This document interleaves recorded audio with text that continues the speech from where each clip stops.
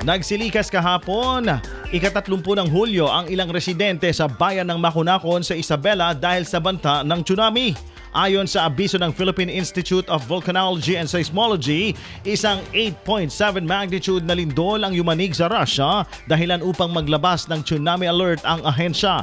Sa inilabas na datos ng Coast Guard Isabela Station, umabot sa 46 na pamilya at 110 individual ang lumikas sa mas ligtas na lugar, subalit umuwi rin ang mga ito sa kani-kanilang tahanan matapos nabawiin ng PVOLCS ang tsunami alert.